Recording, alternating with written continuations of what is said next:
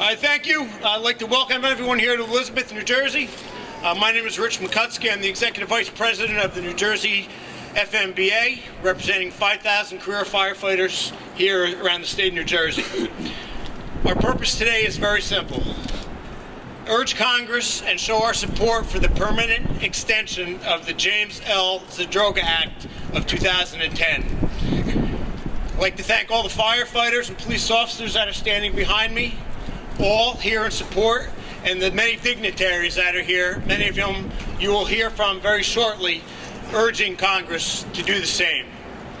I will start off by introducing my boss, the President of the State FMBA, representing 5,000 career firefighters here in New Jersey, President Ed Donnelly.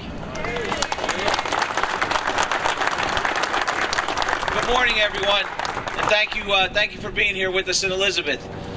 You know, there's not a person here today that doesn't remember vividly where they were on September 11, 2001. I was a brand new firefighter, just coming on 1 year on the job. I was working that day.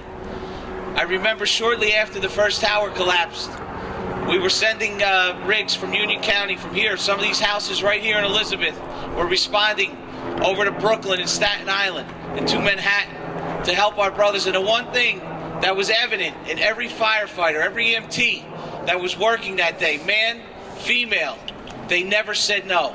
They never thought twice about getting on those rigs, responding to help our fellow Americans, and stand with our brothers and sisters over there in New York City. So today, we ask Congress to please don't say no to your firefighters, your police officers, your EMTs here in New Jersey and across the country. Stand with us as we stand with you and all our citizens here in New Jersey. Please renew this Zadroga Act. Renew it permanently. Not have a sunset, not have an expiration date. This is something that needs to be funded today and well into the future. Again, I thank you all for being here. I thank the City of Elizabeth, Mayor Bolwich, for giving us the opportunity to be here today. Both our senators, Senator Menendez and Booker being with us, Congressman Pallone, Payne, Albiol-Sires, and our elected officials from the legislative district here in Union County in the 20th District. We thank you all. We thank our brothers and sister firefighters that are with us today. Thank you all for being here.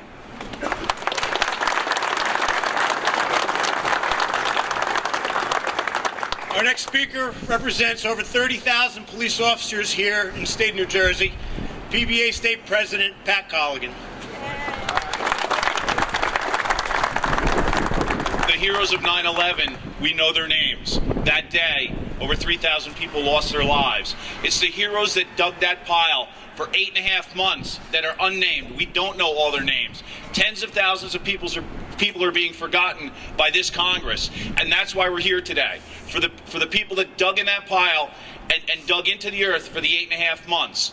On behalf of the 33,000 members of the New Jersey State Policemen's Benevolent Association, we're imploring this Congress to continue the Zadroga Act. We want to see a vote. We want to see the names who are denying our members and our friends the right to health care for the rest of their lives. Thank you.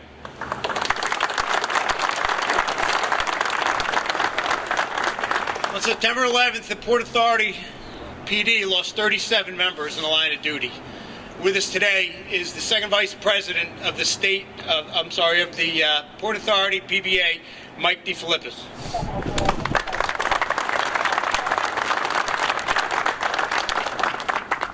Thank you to the Elizabeth FMBA for hosting this today. I'd just like to thank the politicians that are here today, standing behind me. These are the same politicians that show up day in, day out to support law enforcement and the firefighters. I was at both bombings. It's quite ironic. The first one, Eddie was probably in grammar school. When it was all over, I ended up in the burn unit in New York Hospital Cornell. As we came down, all the ambulances were backed in. It looked like livery cabs at the airport. And I stepped into the Ridgefield Park ambulance to be transported. And we took a look around at the firemen that were in there with me and how ironic it was. I played football for Ridgefield Park High School, so I was very familiar with the back of that ambulance. I rode there after many games. The Brotherhood we developed between the FMBA, the State of New Jersey PBA, we bonded. We've been pushing this bill. and we need this to do away with the sunset clause. It has to be permanent. And these politicians that are supporting us, we have to get behind them with our family because they're our voice. The only way we get anything done is in Washington. Thank you.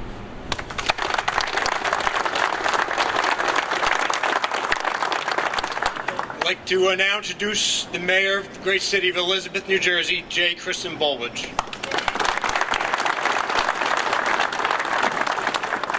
Thank you very much. I also want to recognize the council president who's here, Patricia Perkins-Augusti, councilman of the First Ward, Carlos Torres, and freeholder Vanell Wright, county manager Al Fiella, and you're going to hear from the other speakers in a few minutes.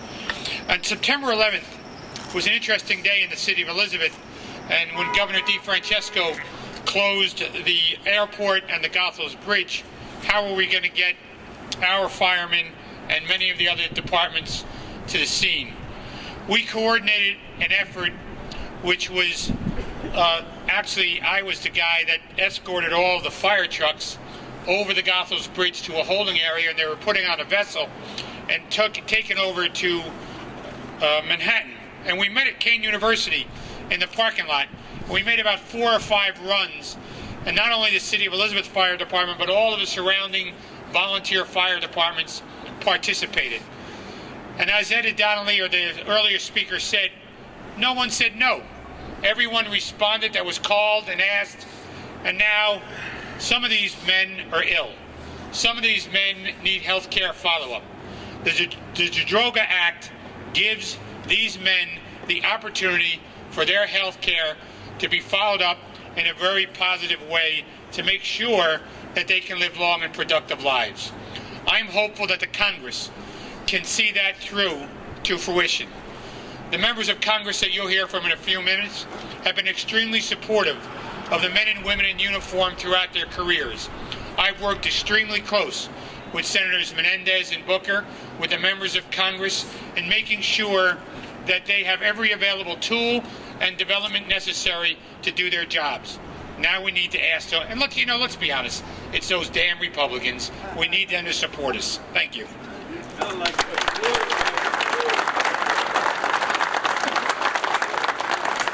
Thank you. We're very pleased to have not one but 2 of our U.S. Senators, both of our U.S. Senators here this morning.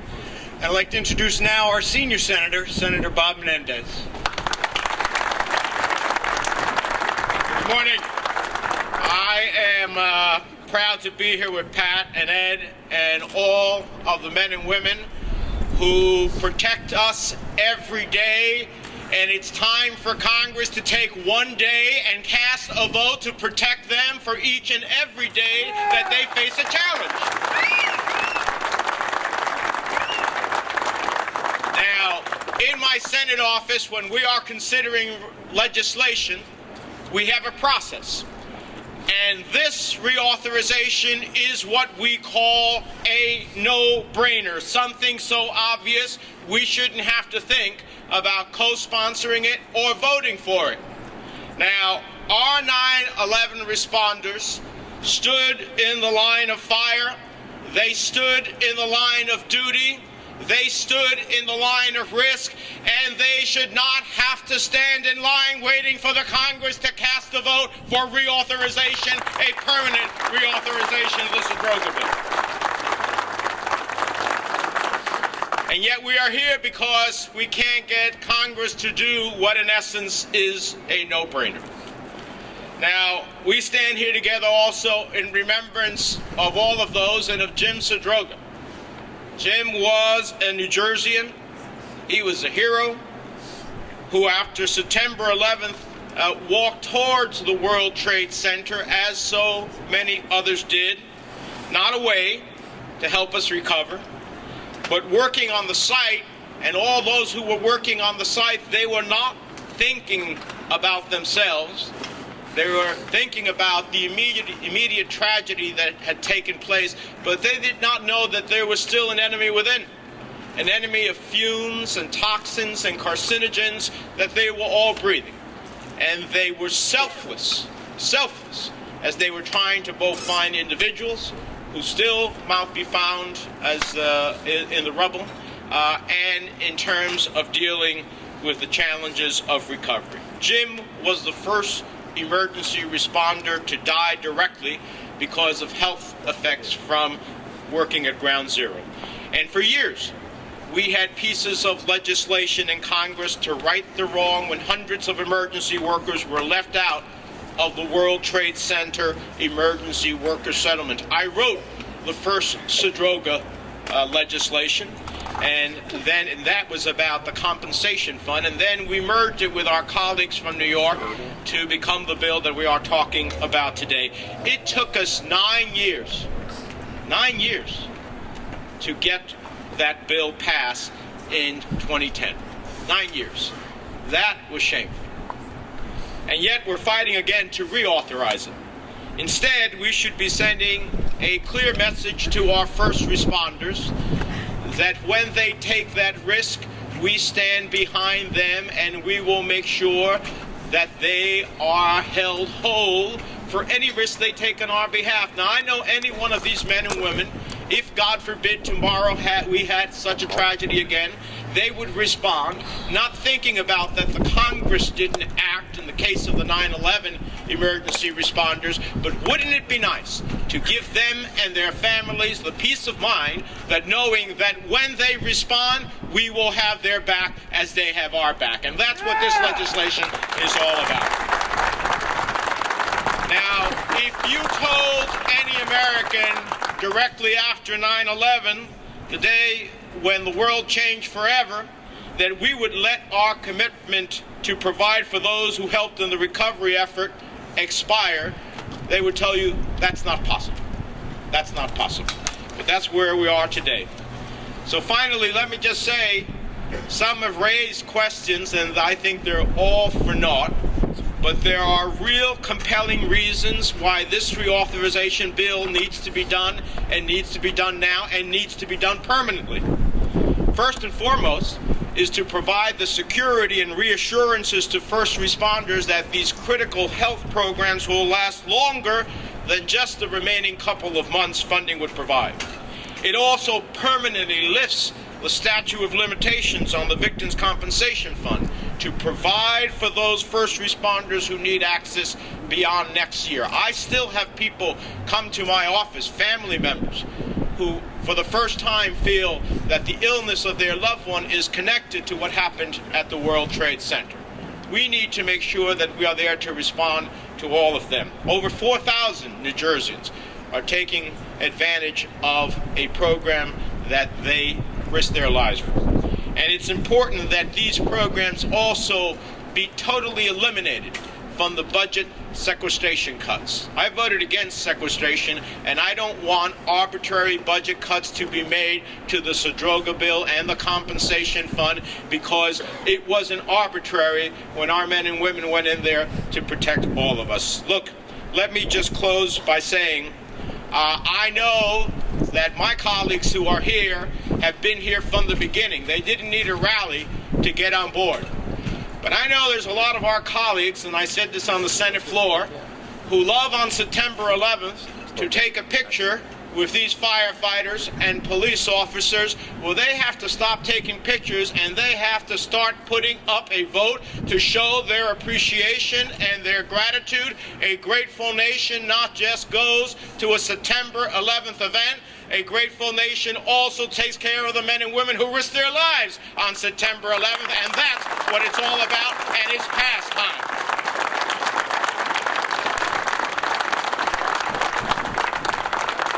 Our next speaker is also a great advocate, not only of firefighters, but the fire service as a whole. Our other U.S. Senator, Senator Cory Booker.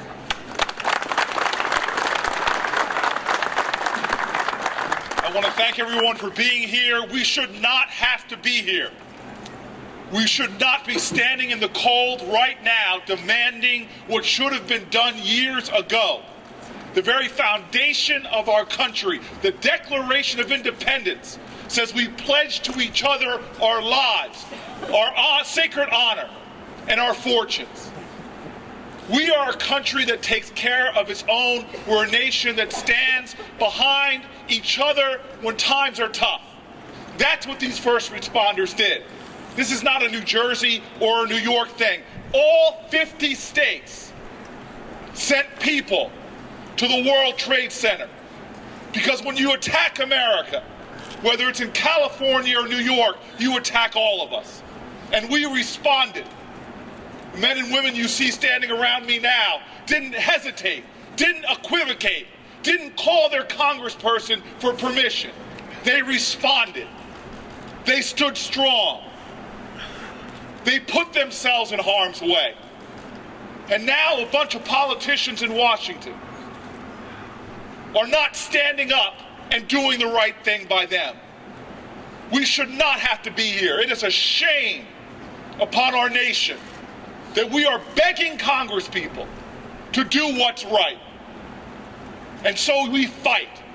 There are 5,000 New Jerseyans enrolled in this program who had our back. We must have theirs.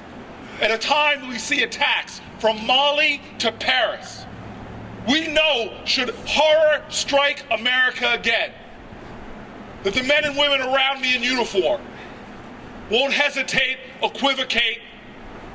They will rush to protect us. The very least our country can do is stand strong by them. We must do right. We must pledge our lives, our fortunes, and our sacred honor to them, because this is not honorable. It's time for us to do the right thing. Thank you.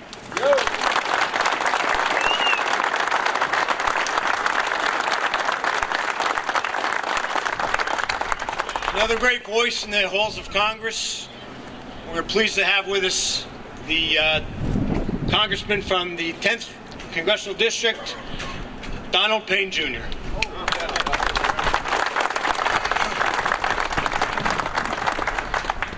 Thank you. I really think all has been said already by my colleagues in the other House. 14 years ago, after September 11th, you know, many of the people that you see behind us, people that aren't with us,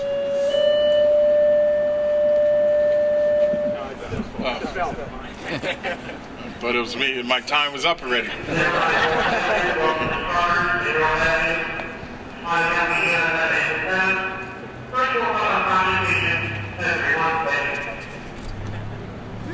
All right.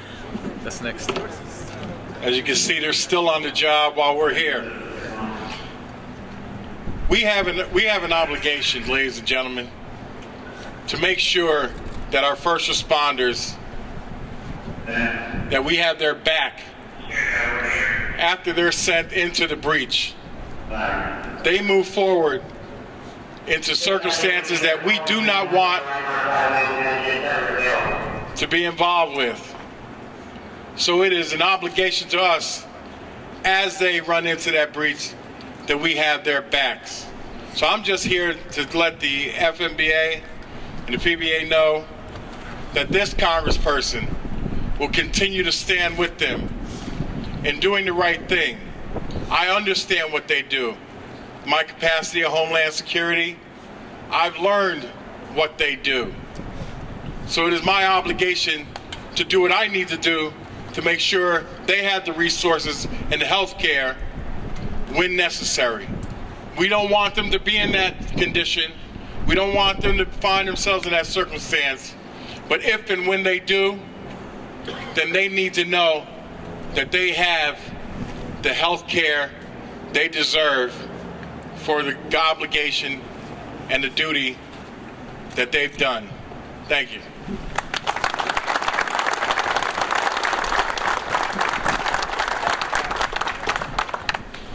Our next speaker, also from the 20th Legislative District right here, Senator Ray Lesniak.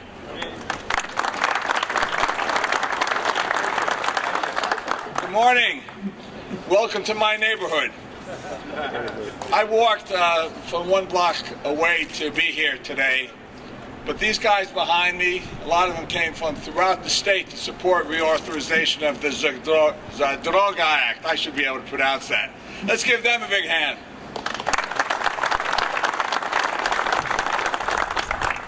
I could have been one of those who the guys came from this firehouse to save on 9/11.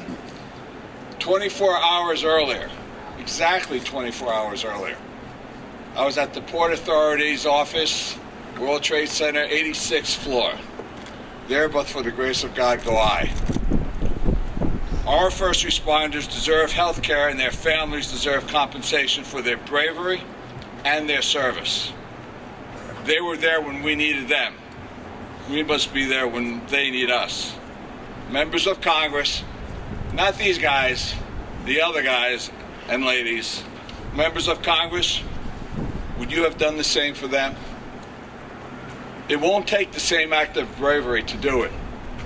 Just press the green button on your desk and vote yes for the Zadroga Act Reauthorization Act. Thank you.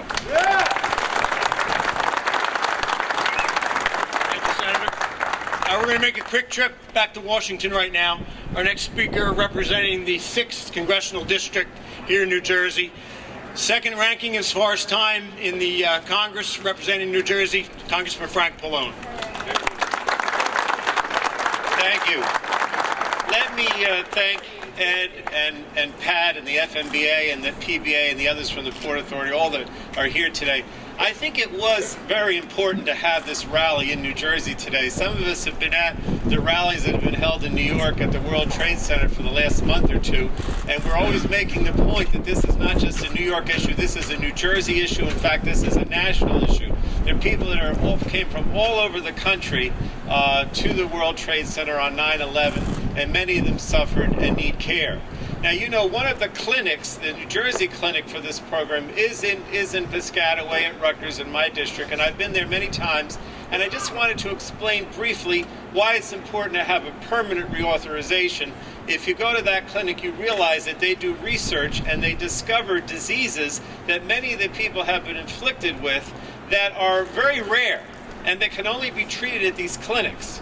In addition to that, what we're finding out is as time goes by, more and more first responders and survivors come down with illnesses related to 9/11. So as time goes on, the problem gets worse, if you will, not better. So when we hear some of our Republican colleagues say, oh, they want to do this for 5 years or another 10 years, that's ridiculous. The fact of the matter is we need people that are working there that are going to stay there for a long time. We need researchers that are there for a long time. And this is something that's going to be with us for the next 50, 60 years as people age and get older. So that's the main reason why we need this permanent reauthorization. The other thing you have to understand, too, is that right now there's even a cap on the number of people that can participate in the program. This bill that we support not only makes this health program permanent, it also removes the cap, so there would be an unlimited number of people that could be cared for. And it also, as Senator Menendez says, eliminates the sequestration, so we don't have to worry about cuts to the program in the future. My biggest concern is we're all here today rallying, but 20, 30, 40 years from now, when all these problems continue to exist, are we going to be able to have rallies like this? That's why it's important to have the permanent reauthorization. And I just want to say one more thing. Mayor Baldwin was right when he said that the Republicans are the problem. That is true. The Republican leadership has been the problem in making this permanent. But it also is true that we have some Republicans on our side. Peter King, as you know, in New York, is one of the leaders of that. And I wanted to mention that in my committee, where the bill is, in the Energy and Commerce Committee, we had a hearing on it. The Speaker said last week that he wants to do this by the end of the year. He's a Republican. And finally, we had a meeting of the Republican members of the committee with the chairman of the committee last Thursday or Friday, and he said that he would support a permanent reauthorization. It's just a question now of figuring out what the pay for is going to be. So these rallies are making progress. We're getting close. I think within the next couple of weeks, because of all the support we're getting here in New Jersey, in New York, and the rest of the country, we are going to get this done. And I promise that we will get it done in our committee as quickly as we possibly can because of all your support, which has been so important in moving this legislation. Thank you so much.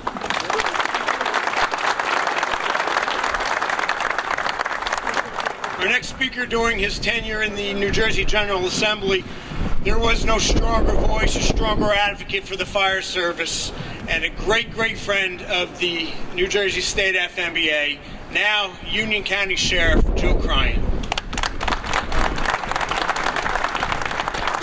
Good morning, everyone. I am so proud to stand behind not only these elected leaders who stand for the right thing, but most importantly, look around you. We stand in the company of heroes. Let's give each and every one of these firemen and these public servants a round of applause that they deserve in this important day. Congressman Pallone, thank you for your optimism. Thank you for all the folks from Washington who stand with us. I also want to acknowledge Congressman Series, who I know wanted to be here, but is steadfast in his support for this bill as well. I wanted to just take a moment, if you can. All of us remember where we were when 9/11 happened. But if you can for a moment, just think about where you were in the following days. I was in the restaurant business at the time. And if you can remember for a moment, remember the quiet of the days after. And remember how we were captivated in the TV and how we watched. And if we knew people that were there, how we wanted the latest information. And the weather changed quickly and it got cold. Remember, the president wore the jacket, staying warm on the 14th, a couple days after. Remember as we watched in silence and we all wanted to be part of the pile and everyone wanted to help, and the calls that came out and said, no, you're not needed. And some of us scratched our heads a little bit when we heard the EPA say somehow or another it was okay to be there.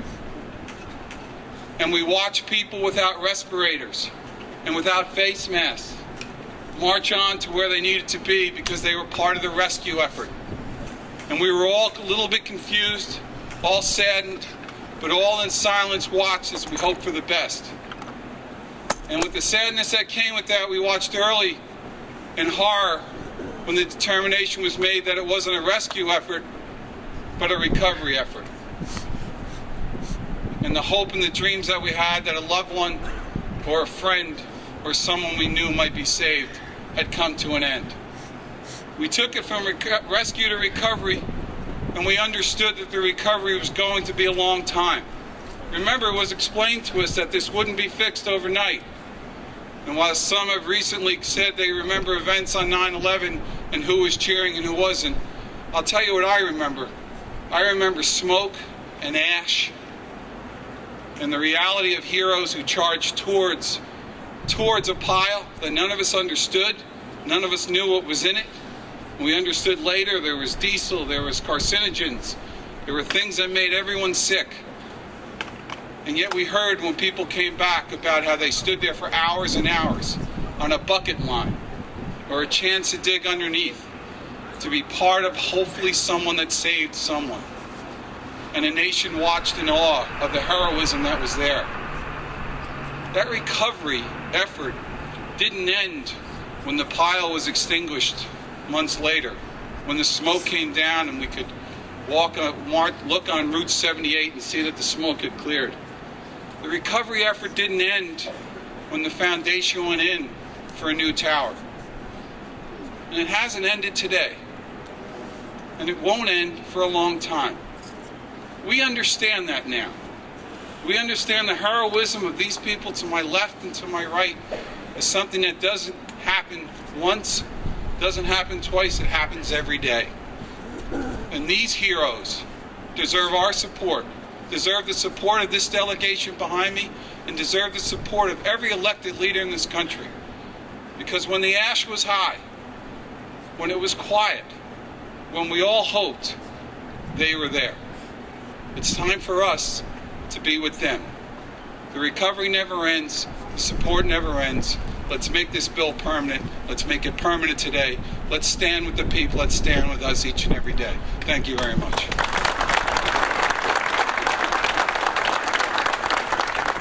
And our final two speakers today represent the legislative district right here, the 20th district in the General Assembly for New Jersey. First up, Assemblywoman Annette Kiana. Good morning.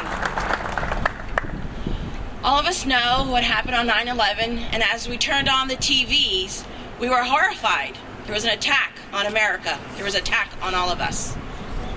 And yet, when we were watching the news, we knew we would be okay because our American heroes were going in. We had our firefighters, our police, our first responders, our EMTs, and we knew that they were cleaning up debris and they were looking for survivors. We knew our heroes were there. And yet I'm shocked. We're here. Why are we here talking about this? This is a no-brainer. when our heroes go in to help us and to save us? Why is it that our federal lawmakers can't see what we see? Why is it that they are going to put a cap? Can you imagine closing the door on someone that was a hero on that day or any other day and say, okay, we met our maximum number, no health care for you? That is unheard of. That is unfair. And today we're here to say we have to reauthorize this bill. We have to make it permanent. And what we have to do today is make sure every neighbor, every person we know what's going on, and make calls to the federal lawmakers, not ours, because we know that they support our heroes, but those other ones. And the thing is, people think this is a New Jersey or a New York issue. It is a national issue. Many of the first responders, police and fire, came from all over the country. How can we say no to our heroes? So I urge everyone, make sure that our heroes are not forgotten. Make sure that this legislation is posted for a vote as soon as possible, because we want to make sure that we continue supporting our heroes today and in the future. Thank you.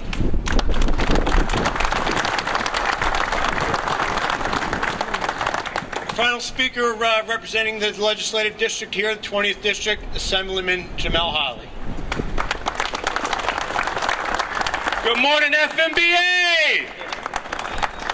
I first want to acknowledge Mayor Bowich, the City of Elizabeth, the City Council, the Elizabeth Fire Department, and Elizabeth Police Department. About 2 weeks ago, this city was hit with a major explosion. And it wasn't quite the national news that we all would expect, but this department, this mayor, did a hell of a job with coming to the rescue of those injured and those that we lost. And I want to just take a moment to thank you for responding and doing a wonderful job with that incident.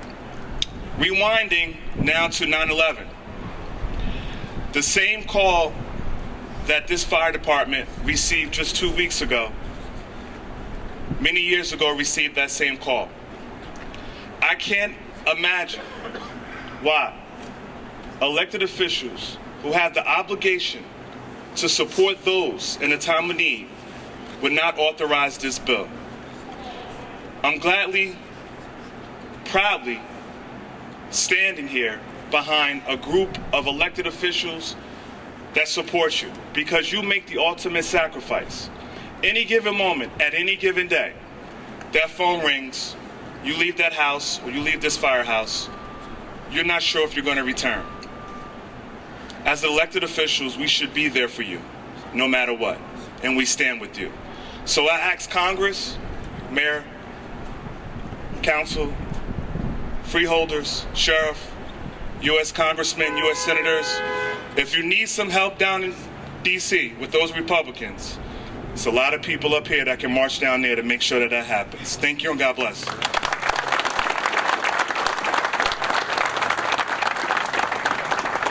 Thank you, Assemblyman. Are there any questions for any of our speakers today? Any questions? Is there anybody here who needs or is getting Zadroga Act help that we can talk to separately? Yes, there are. Anyone that's currently getting help under the Zadroga Act, if you'd like to speak with Michael Aaron right here in front, or any other reporters, you can step forward. Any other questions? Senator Menendez, just real quick, what will happen if this is not reauthorized? Well, if we don't have reauthorization, the money will run out. We won't have a compensation fund. We won't have the health care benefits. We won't have the research, as Congressman Pallone said, as the ranking member of the Commerce Committee, which deals with health care in the House, on the research that is being done of the specific illnesses that were created as a result of the toxins at the site. And at the end of the day, instead of responding to the heroism, we will have abandoned them. And that's what's at stake here. We are talking about the totality of the program, the totality of the compensation fund, the totality of the health care, the totality of the research. And we cannot wait. Senator Menendez, since we're talking so much about 9/11 today, there's one other aspect of this coming to the news. I'm happy to answer any other question off topic in a few minutes, but I don't want to hold up everybody else. Thank you. I also just like to recognize with us today representatives from the World Trade Center Monitoring Center at Rutgers. They're here with us in support. We'd like to thank them for coming. Thank you.